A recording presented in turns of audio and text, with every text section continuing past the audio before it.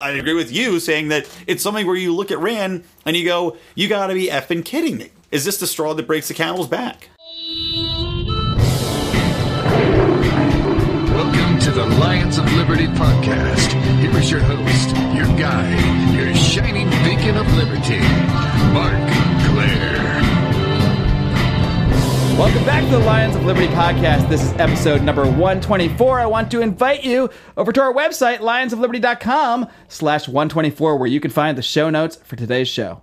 All right, guys, you are listening to a very special emergency session of Rand, Pauluses and Minuses, the show we typically do about once a month or so here at Lions of Liberty. But just like, when big news breaks in the nation with the president, when there's an emergency, when something big happens, we call an emergency session. We call a cabinet into the situation room, and that's what we're doing today. So first, I'm going to bring in my co-host here at Rand, Pauluses and Minuses, our resident Rand Paul critic, analyst, etc., Brian McWilliams. Welcome back. And I bet you didn't expect to find yourself back here so quickly. I did not, but I saw the beacon, the RPM letters emblazoned in the skyline, and I said, I got to get over there and weigh in.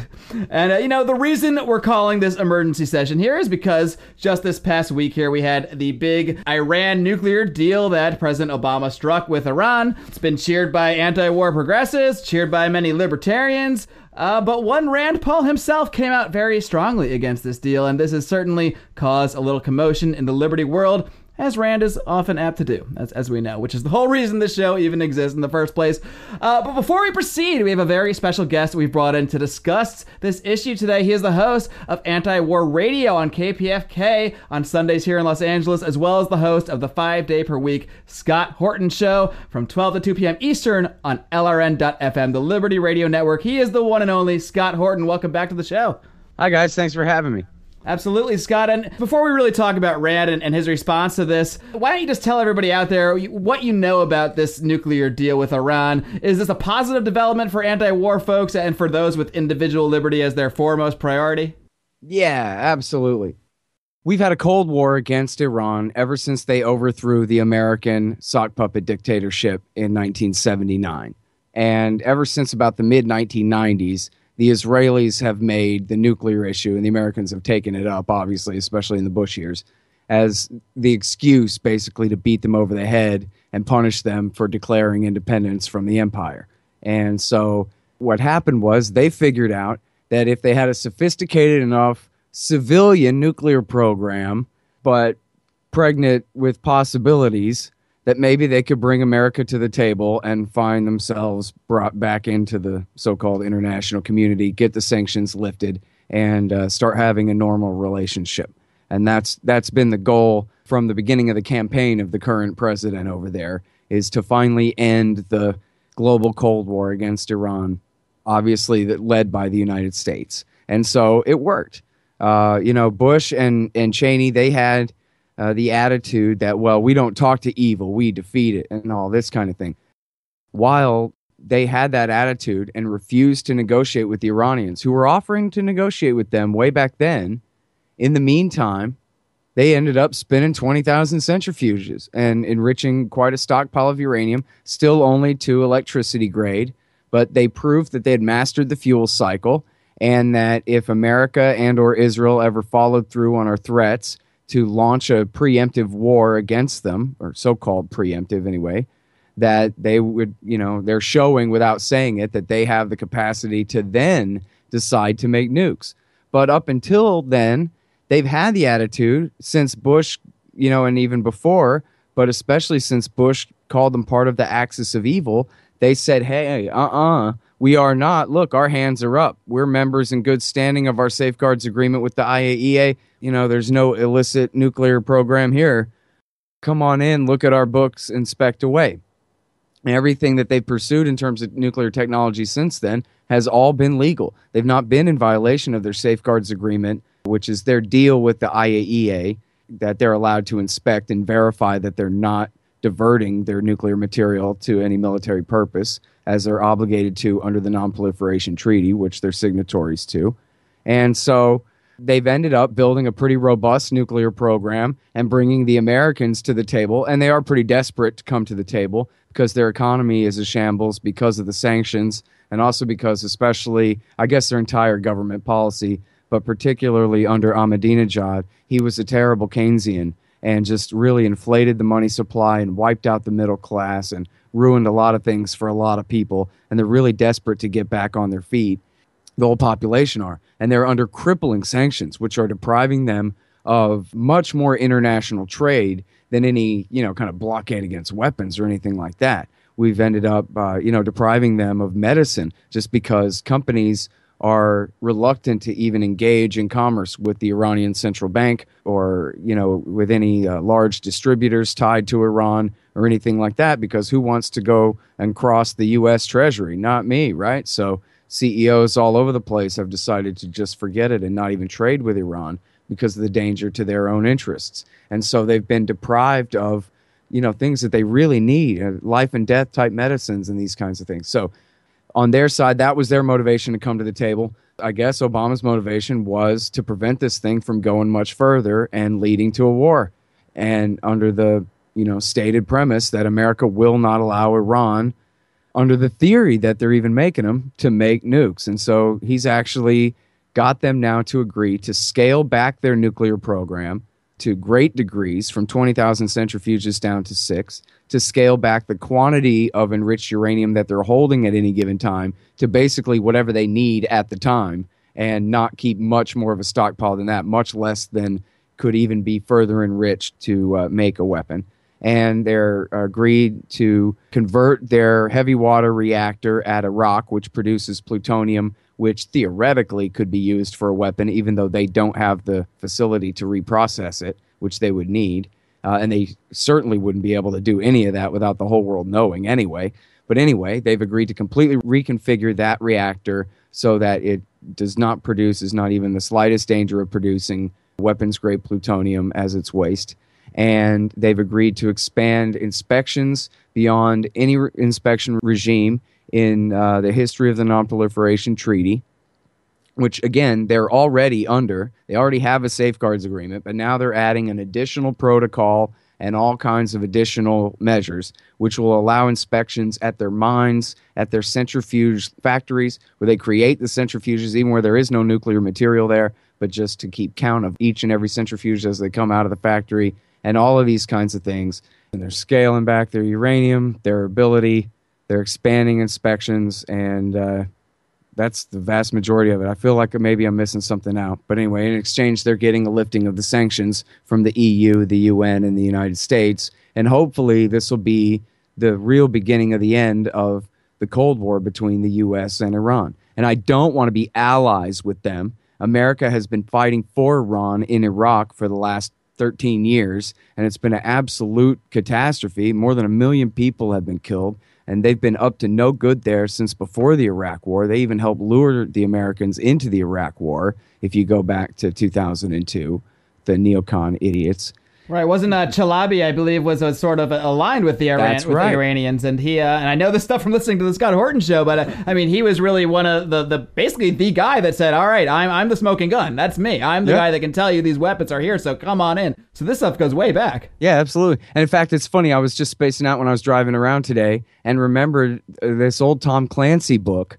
Novel, you know how the Tom Clancy kind of military thrillers or whatever, and it begins with somebody assassinates Saddam Hussein, and then overnight, Iran rules the entire southern portion of Iraq. And then now the question is, how are they going to work things out about ruling over the predominantly Sunni areas and all this stuff? Right? And that came out, just a year or two, I think, before the actual invasion, maybe 3 years before the actual invasion of Iraq, and then exactly those results coming about. So that's the other thing that I kind of didn't get to, which I don't know if you're going to ask, but how all the people who are the biggest opponents of this nuclear deal, one, obviously are disingenuous that they're afraid of Iran's nuclear program, because this is scaling it back and inspecting it beyond anything they could hope for. There's no way. When they define a good deal as meaning Iran gives up their entire nuclear program, that's just a bogus red herring.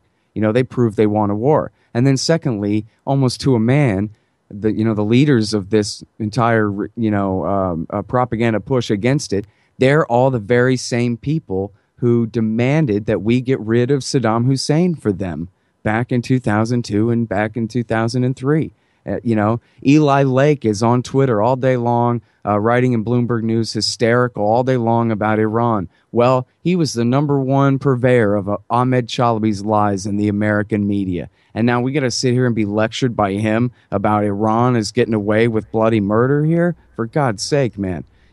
Have these people no sense of decency at all? Yeah, I mean, it seems like only the most insane, bloodthirsty of neocon could possibly be opposed to this kind of deal. And I mean, for all our criticisms of Rand Paul, we've certainly had him here on this show. I mean, I would never really refer to him as a crazy, bloodthirsty neocon, and I still don't want to think he's that bad in relation to a lot of these guys like the McCains of the world. But I mean, when you read his statement, it just seems to defy any sort of logic when it comes to this. I mean, maybe we can just break down his reasons that he states here in his statement about why he came out against this. And he says here, the proposed agreement with Iran is unacceptable for the following reasons. Number one, sanctions relief precedes evidence of compliance. So why don't we just start there? Is there any truth that they're getting relief from sanctions before there is a shred of evidence that they've actually done anything to scale back whatever they may have actually had of a nuclear program, if anything? And as far as I know, there's no solid evidence they even had taken real steps towards a weapon.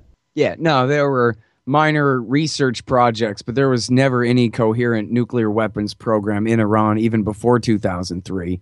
And the CIA and Mossad agrees that they have not made the political decision to create a nuclear weapons program or, experiment along those lines, proceed along those lines at all since then, which is now 12 years ago. So, yeah, there's that. And now, is there any truth to this? Not only is there no truth to this, that sanctions relief precedes evidence of compliance, as he wrote it, but there's hardly an excuse of ignorance or misunderstanding on his part here, because when Justin Raimondo from AntiWar.com called his office to say, what's taken so long with the statement, they said the senator is reading the entire deal. And so he knows that it's a matter of phasing the sanctions out. It's impossible in time and space to just turn off all sanctions with, the signing of one document or something like that. It just can't work that way. And it's also impossible to close up Fordo in an instant either. I mean, unless they start deploying I Dream a Genie around here to take care of all this stuff instantaneously, all of this takes a little while. But then that's kind of the nice part, right? Is we're lifting the sanctions as they're implementing their end of the deal, and that's the deal. And when I explained this to Tom Woods earlier, he kind of went off on a side thing about how this is how all negotiations work. Any negotiation that says you have to do everything before we do anything, which is, what Rand is basically, holding out for here, apparently, is disingenuous. That's not how real bargains work. And in this case, again, scaling back the nuclear program on their side, lifting the sanctions on our side. These are things that take, weeks and months to do.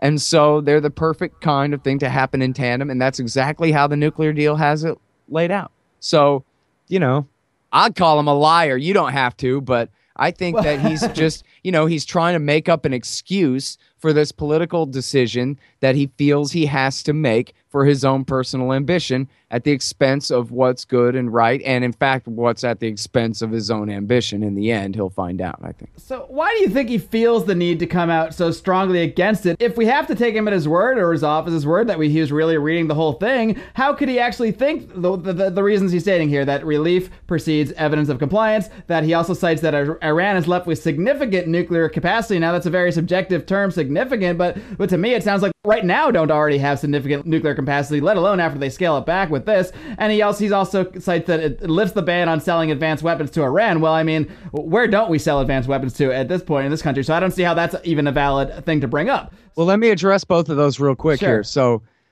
first of all, yeah, I don't think, having read it, that he can take these positions honestly. I think it is, and we can talk about the politics again in a second, but I think it is disingenuous, and that's your real answer there. But as far as Iran is left with a significant nuclear capacity, no, they're not. They're completely reducing their nuclear program down to bare bones, but they're never going to give it all up. It's a matter of national pride. You imagine the world telling America, telling the U.S. government, the American Jacksonians, that we have to give up every last nuclear plant or nuclear reactor or enrichment facility in our country? Give me a break. I mean, we wouldn't even think about that for a minute. And that's the exact same thing for them, too. There's no way that they would ever give it all up. The only way to give it, and in fact, even bombing the hell out of it, can't destroy it all either. The only thing that could destroy it all would be to march the entire Army and Marine Corps in there with pretty much the whole Air Force providing their cover and stay for 10 years or 20 and have a war that's 5 times as big as the ones that we've just been, waging in Iraq, Afghanistan, and I guess if you want to throw in the proxy wars. There's probably a few guys that actually think that sounds like a fantastic idea. Oh, I'm sure John McCain would line up. Right, and for everyone else, they're going, oh, no, I'm not saying that, but okay, well, what are you saying then? Iran is left with a significant capacity, meaning they will have nuclear reactors. They will have enrichment. That's all they'll be left with. They have nothing approaching a nuclear weaponization ability at all. And in fact, they're being taken back from anything along those lines by significant degrees. So what is it he wants other than he's holding out for a red herring and he knows it? And then the third one, again, you're right. On the selling weapons, the theory is that if we're normalizing relations and that if they're abiding by this deal, then what difference does it make if we sell them parts for their F-14s that they still have left over from when our government owned theirs, lock, stock, and barrel, back in the 70s? No, are they referring there, with that one, I'm wondering if they're referring to sanctions not as far as the U.S. selling them military items, but more China and Russia. I think maybe is that what they're talking about, lifting sanctions as far as importing those weapons? You mean from other countries? Yeah. If people want to have a real fight over, never mind their nuclear program, now let's change the subject to Iran's ballistic missile capacity and have a whole new fight about those sanctions, that'd be fine. But my understanding is that the sanctions that ban the weapon sales that are at issue here are ones that are all tied into the nuclear program and all tied into the same, crippling sanctions through the UN. So they're all being lifted. I guess, if they wanted to have a whole new round and focus on ballistic missiles, but then again, they have their own domestic ballistic missile capacity. And I don't think the Russians or the Chinese are, champing at the bit to, I guess you spell it champing, but you pronounce it chomping. I don't think they're ready to sell 3-stage intercontinental ballistic missiles to these guys or anything like that. That's not in their interest either. So again, the Americans sell weapons to our friends and enemies all over the place. And, in this case, they're the closest thing we have to an ally in the Middle East in real life anyway. Not that I want it to be that way, but that's the way it really is in practice. And it's in context of Rand's excuses. It's just as bogus as the other two. He could just as easy take up, we should have further sanctions regime on trading with high-powered weapons or whatever. He could take that up as an issue next. That's what he wants. And let me say one more thing about Rand here before we switch to the politics of what a scummy thing this is that in the past, he has voted for sanctions, but explained that, listen, I don't want a war. And I think that Obama's negotiations have real possibilities and could succeed. And he wants these sanctions to strengthen his hand. And so that's why I'm voting for them. And so you could disagree with that, but that's, his explanation. And then there were other times where he voted against sanctions because Obama didn't want them. And it was clear that the Republicans were trying to sabotage the negotiations in the interim stages when the negotiations were going well. And they were trying to add all these new conditions and sanctions in order to try to sabotage the thing. He voted against those in 2014 and 15. And said, no, man, I support diplomacy here. I voted for sanctions before for the right reason. I'm not going to vote for these sanctions, which are for the wrong reason. And so there was reason to be mildly optimistic, I don't know, or less pessimistic than usual, maybe, that when it came down to the Iran deal, that maybe he had a plan, that he knows the issue well enough, the international legal framework and the technology and whatever else. He knows it well enough to argue it, and that maybe he would take a stand on this and use it in his campaign to differentiate himself from the others and, to prove that he knows what he's talking about and to follow up consistently on what his policy has been as a senator and his votes on these sanctions over the last few years. And it comes down to the wire, and he completely blows it. So what do you think Rand's real motive here? I mean, obviously, if you don't think he's being genuine, and if you think he's being disingenuous here, then he must believe that coming out strongly against this will help him politically. Now, from my point of view, that's a huge missed opportunity. Like you said, he could come out very strongly against this, explain to his libertarian brethren or semi-brethren or what have you that, hey, look, this is why I was for the sanctions before, because I wanted to help President Obama get to this deal. It could have been a wonderful aisle crossing moment that really opened up a lot of progressive eyes, maybe to say, okay, maybe this Rand Paul's all right. He's actually applauding the president on something great he did. He's not being like the other Republicans, just towing that neocon line despite all evidence to the contrary.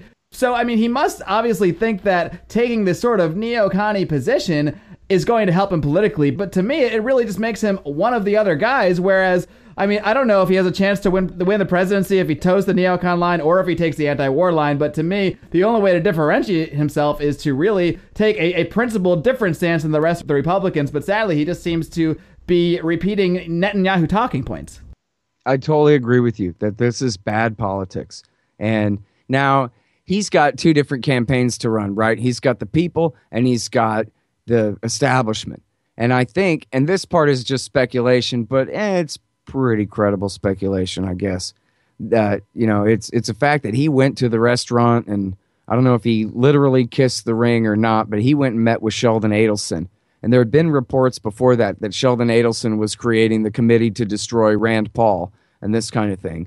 And so Rand went and had a meeting with him. And then after the meeting, he said, no, he's not going to do that. That's not true. Whatever. And so it seems to me like they had to have made the deal that you stop being good on Iran and I'll let you live and go ahead. And I mean that figuratively. Right. Politically live. And I'll let you go ahead and run your campaign and lose anyway, but without, targeting you for complete nuking. And so I think he must have made that deal, is my speculation about why he did it. Well, it certainly seems like it. You always hear about married couples that say, oh, if you could, you have one person you can cheat with. And it seems like Iran and Israel by de facto association is Rand's cheating ability. It's like this is his one exception because he has all these principled stances about different sanctions. And I've been reading his book, Taking a Stand. And within it, he refers to the Arab Spring and how important that is and how we have to understand it. And that's the key to peace in the Middle East. And then he goes around and decries this groundbreaking agreement that's going to move things forward. And as you said, maybe finally will unlock the Cold War. So, it does seem, to your point, like he made a deal with the devil. And he's just blindly has to back anything that could be potentially seen as a threat to Israel. So I'm just wondering how far can he push it before people start to push back? And also, I'm curious to hear what you think about this. When you look at, a lot of the people we're seeing in different forums also are now getting a little bit into Bernie Sanders and his views on foreign policy and where that applies to Iran and something like this. So what are your thoughts about Rand Paul, his approach, and also now taking Bernie Sanders' approach into it and where that might pull some libertarians away? Yeah, well, okay, so the Bernie Sanders thing in a minute, I guess. With the Rand thing, I think this, okay, if he's got a chance at all, a snowball's chance at getting the nomination, rather than trying to pander to everyone and distance himself from all of his father's positions. This is the same thing I've been saying since 2009. I interviewed him when he was first announcing or, talking about running for Senate. And I was really excited and really disappointed when I talked to him. And now, then again, he won for Senate, so he knows something. I don't know. But, my argument has been that what he ought to do is relish every opportunity he has to defend his father's position on whatever it is, because his father's awesome on virtually everything and has all the right arguments, is very well educated and knows the whole world in detail without looking at a map and knows the history of all these different conflicts and is really great. And so my idea is what he ought to do is he ought to be Ron, only younger and in the Senate and maybe a little more mouthy and a little more willing to get into a fight where, Ron demurs and is always the gentleman and is never personal at all.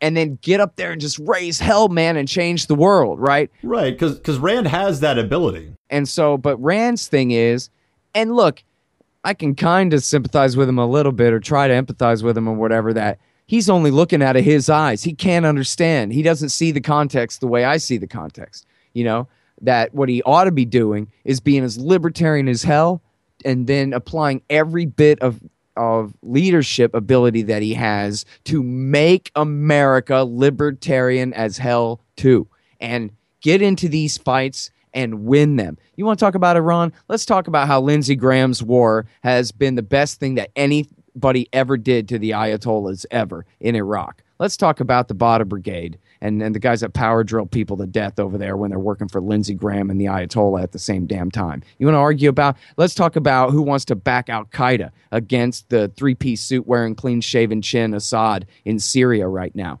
My competition for president. And they're calling me bad on foreign policy. Let's fight about foreign policy. Roll up the sleeves, start swinging. He could kick all their asses. All he has to do is just read his father's articles and repeat, rinse and repeat. The father, Ron, is right about everything, and they are wrong about everything. I mean, look at who he's up against up there. Mike Huckabee and Lindsey Graham and these goons. If Rand would just do his homework, do his reading, and take a stand on all of these issues, he could completely make an absolute fool out of them and then inspire that base of the people who love Ron, who obviously, you can look at the numbers, man, who are not rallying to Rand right now. He thought he could count on us no matter how bad he pushed it. But instead of selling out and leaning to the right, what he ought to be doing is demanding that the right come with him and say that, listen, this is the future of our country here. And we need the entire conservative movement and the more moderate Republicans. We need the Democrats and we need the leftists. We need town and country, black and white, east and west, and everyone, all the non-voters have got to rally around this campaign because we want peace and we want to reinstate the entire Bill of Rights, that is, repeal the entire 21st century and all the, so-called emergency measures so far. And we want to end to all the bailouts to the banks. I don't know if you're going to sell abolishing the central bank in the campaign. You can certainly sell no more corporate welfare for Goldman or Citigroup, JP Morgan Chase ever again. And then make it specific. But you have to register Republican. I know you don't want to. Register Republican and then screw Karl Rove and Rick Perry and the Republican Party establishment and Jeb Bush. And the American people will just use their party for a little while for our own purposes. And we'll change this whole game. And we'll have life and liberty instead of death and taxes. So come on. And that's the campaign right there. That is the Paul campaign that is waiting to happen, that is not happening. Well, Scott, listening to you makes me wish that back in 2009, maybe you and Rand connected a little better on this stuff, and maybe you became his campaign manager, because that's the campaign, that's the Rand Paul campaign I imagined when I supported his run for Senate back in 2010. I sent him money because I was hoping to see that in a Senate run and possibly a presidential run down the road. And I love him on so many things, but we'll talk about it a little bit after the show too. But I mean, to me, this is kind of a deal breaker because I mean, foreign policy for me personally, it's what got me into the liberty movement. And if I'm going to compromise on something, I don't like to compromise really at all. But if it's going to be something, it ain't going to be this. So and I think a lot of people feel the same way. So thank you for joining us. Thank you for giving us your perspective here. I really appreciate it. And keep up the great work. And if you have any final words or you want to plug your show once again, we'll let you do that before we sign you off.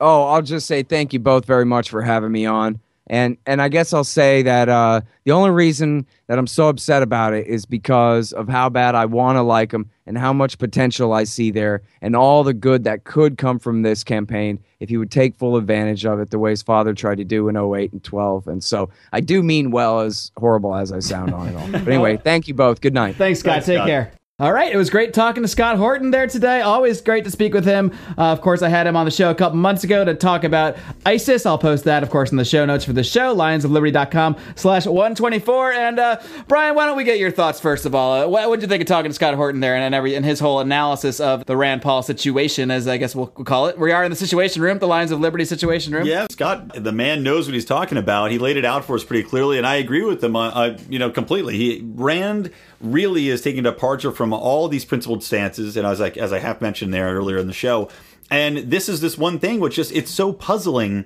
when you look at it and you say it doesn't jive with anything he's been saying in the past. It doesn't jive with his basic stance on foreign policy, which is talk to these other countries, find a way to discuss things, bring everybody to the table, make a deal. War should be the last option. And then you see him turn around and pull a complete 180 here and say, no, we need to keep these sanctions in place. It's not good enough. No. It's ridiculous, in my opinion. So, I agree with Scott. I think it's a crying shame. And I agree with you saying that it's something where you look at Rand and you go, you got to be effing kidding me. Is this the straw that breaks the camel's back? Yeah, I think Scott nailed it on the head there, too, when he said, the only reason he's so fired up and gets so angry about this, obviously he's not mad about, John McCain being fired up about it or about Mike Huckabee or anybody else that might come out against this deal. He's only this fired up about Rand Paul, but it's what he said there is that, he sees what could have been. He sees the Rand Paul that could be, and he's so close on so many issues. He's very eloquent on the war on drugs, even if he might not go all the way saying legalize everything. He does come out and say, I want to end the war on drugs. Right, criminal justice reform is a huge thing we can all get behind for him. And and even if he might not go all the way, we can say he's remaining principled. If you might not like someone that says it doesn't come out and say legalize all drugs, but they do say please end mandatory minimums, this is absurd. We can all get behind that because it's leading us on the right path, in the right direction at least. Whereas this, opposing this deal just seems like, he says he doesn't want a war, and I don't think he wants a war, but I think he feels that he needs to keep this rhetoric up for whatever reason, or maybe, as Scott mentioned, he just kissed the ring of Sheldon Adelson and made a deal, and this guy's got hundreds of billions of dollars he throws at political campaigns, so maybe Rand said, what, I'm going to save my skin on this one, I'm going to keep that Adelson neocon money away from me, and I'm just going to talk tough on Iran, knowing maybe it won't really affect the actual, the final vote of the deal, even though I'm going to vote against it. But man, that's no way to show people what you believe. That's no, it's really frustrating because I'd love to live in a world where I can sell Rand to my liberal friends, and I can in so many ways if he comes out stronger against corporatism and stuff like that. And the war on drug stuff is a great point where I can connect with other people and say, look at Rand, he's great on this. But there's no way I can sell this foreign policy stuff. I can't even attempt to. Well, and the I'm only not going good news is that Hillary Clinton is even more of a warmonger against Iran. She goes farther, I think. Hillary's basically saying, I'll bomb them day one, whatever, Right. Screw these guys. But, it's sad when I'm looking to guys like Jim Webb and Bernie Sanders for possibly having the better foreign policy than the quote-unquote whatever quasi/libertarian candidate. Yeah, we didn't get to that with Scott Horton. I was curious to hear what his thoughts were about Bernie Sanders' foreign policy approach. But, one other thing I wanted to add here is just getting back to the sanctions in general and Rand wanting to keep these sanctions in place is, Mark was able to obtain a copy of his book, like I said, Taking a Stand, which I've been reading through and which we'll go through in detail at a later podcast because I'm not quite done it. But Rand makes a point of mentioning over and over again the Arab Spring. And there's an excerpt where she refers to specifically, the people on the street being affected and how you have to win them over and they're being crushed by, government sanctions or the power of government crushes freedom. But the USA, in this instance, because of the heavy sanctions we're living on that are affecting the economy and crushing people and keeping them down, we are the oppressive government in this situation by levying these killer sanctions all the time and refusing to negotiate in good faith with Iran. So I just don't understand how he can talk out of both sides of his mouth, and he's not even talking. It's in print right here in this damn book I'm holding, right. And then he goes completely against it. How much of that book was ghostwritten by Jack Hunter? That's what I'm wondering. That's a very good question.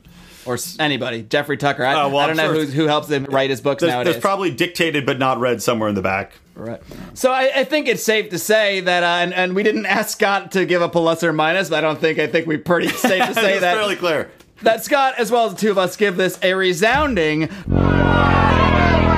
very loud minus, big time minus. And it's maybe this is just the things balancing out. We've been pretty good to Rand the last few weeks, months even. We've been stretching, trying to find minuses. We've been saying, we love that, he's coming out against the Clintons, talking about mass incarceration, all these great things he's come out against. Great comments on the war on drugs. Of course, his work against mass surveillance and NSA spying. Sure, all that good stuff. Yeah, and it's all stuff I'll continue to support him on. Don't get me wrong. The taxes he's introduced, the flat tax, the flat and fair tax. Yeah, he's done so much good things. He's about a 3-to-1 ratio of and none of this stuff minuses. Is perfect. A flat tax isn't the perfect system, but at least going in a more principled direction. Whereas I can't even find a way to justify this remotely. Well, Mark, let me maybe attempt to justify it by referring to a Paula Abdul song, 2 Steps Forward.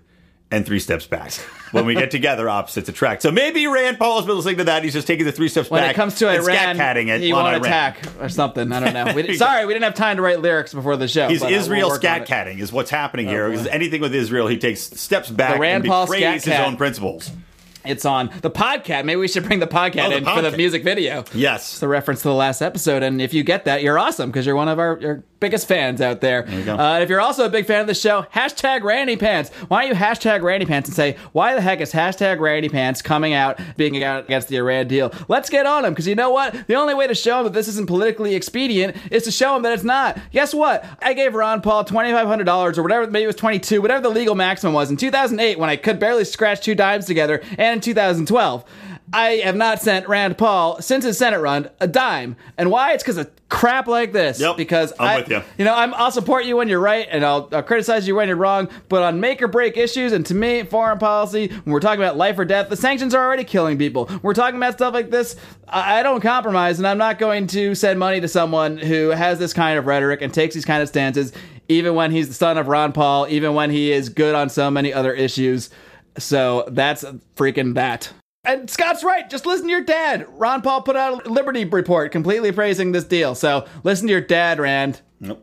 That's all I got to say. Listen to your dad. If you enjoy this show, if you enjoy our comings and goings, if you enjoy the interviews we do here at Lions of Liberty with guys like Scott Horton, be sure to come on back. Please subscribe on iTunes, subscribe on Stitcher. Go leave us a rating and review. These are ways you can help us get the show out to more people. Please come join us at lionsofliberty.com. You can find the full archive of this show, the Lions of Liberty podcast, at lionsofliberty.com/podcast. You can also find the full Rand Pauluses archive at lionsofliberty.com/Rand. Find us on Facebook, facebook.com/Lions of Liberty. Join us on Twitter. Guys, if you want to talk about this stuff, if you're as fired up as me and Brian and Scott Horton are, I want you to join our private group, our private Facebook group. If you're on Facebook, search for the Lions of Liberty Forum, request to get in there, and, if I think your profile pic looks like you're an upstanding citizen, I'll let you in the group, and we can talk about this stuff. Now, so far, I've let everybody in, so don't worry. You shall be accepted. Changing your profile picture to a Lions of Liberty logo is one sure way. That's one way to to ensure it, but by the way, one one quick thought, Mark, before we sign off completely is, are we going to have to change our...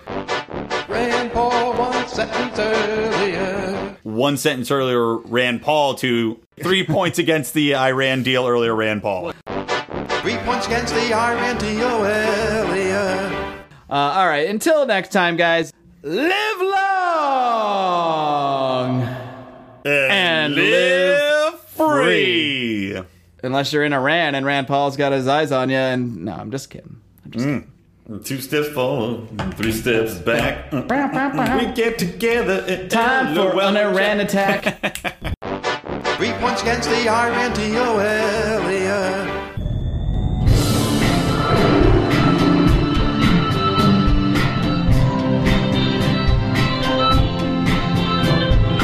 Head of editing and mastering is John Dahmer.